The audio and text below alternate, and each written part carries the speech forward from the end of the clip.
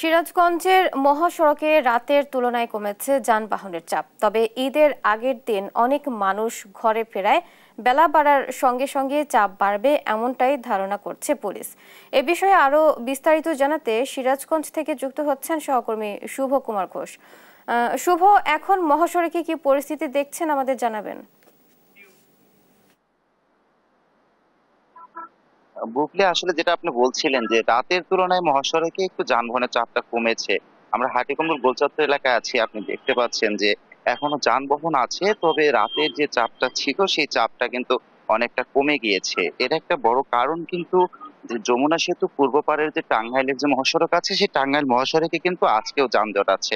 সেই যানজটের কারণে কিন্তু আসলে যানবাহনগুলো যারা সংশ্লিষ্টরা ধারণা করছেন যানবাহনগুলো ওই পারে আটকা আছে, ফলে কিন্তু এই পাশে চাপটা কম। যখন আবার ওই পাশ থেকে যানবাহনগুলো চলে আসবে, তখন কিন্তু যমুনা সেতু পশ্চিম মহাসড়কে কিন্তু যানবাহনের আরেকটা বড় চাপ পড়বে, এমনটা কিন্তু মাথায় রেখে কাজ করছে হাইওয়ে পুলিশ এবং জেলা পুলিশ সহ আইন শৃঙ্খলা যারা বজায় রেখে যারা কাজ করছেন, আইন শৃঙ্খলা বাহিনীর সবাই কিন্তু এটা মাথায় রেখেছেন।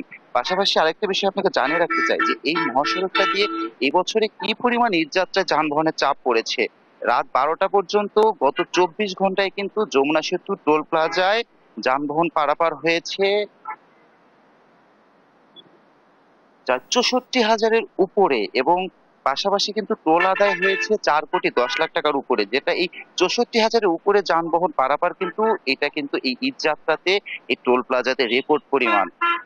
যার ফলে কিন্তু ব্যাপক হিমশিম খেতে হয়েছে আইন শৃঙ্খলা বাহিনীকে, যারা এই যে যানবাহনগুলো আসছে এই যানবাহনগুলোকে নিরাপদে, বিশেষ করে হাটিকুমরুল গোলচত্বর এলাকায়, যেহেতু এই গোলচত্বর এলাকাটি উত্তর পশ্চিমাঞ্চলের যে 22 জেলার প্রবেশদ্বার হওয়ায় এই জায়গাটাতে কিন্তু সবগুলো যানবাহন, উত্তরবঙ্গে যত যানবাহনই আসছে, যে ধরনের যানবাহনই আসছে, সেটা কিন্তু মূলত এইখানে এসে চাপটা পড়ছে। এবং যেহেতু এখানে চাপটা এখানে এসে এখান থেকে 3 দিকে ভাগ হয়ে যাচ্ছে, ফলে এই জায়গাটাতে কিন্তু নিয়ন্ত্রণ করাটা ছিল সবচেয়ে বড় চ্যালেঞ্জ। সেটা কিন্তু তারা চেষ্টা করেছেন, সর্বোচ্চটুকু দিয়ে তারা চেষ্টা করেছেন এই চ্যালেঞ্জটাকে মোকাবেলা করে ঈদ যাত্রাটা নির্বিঘ্ন করতে।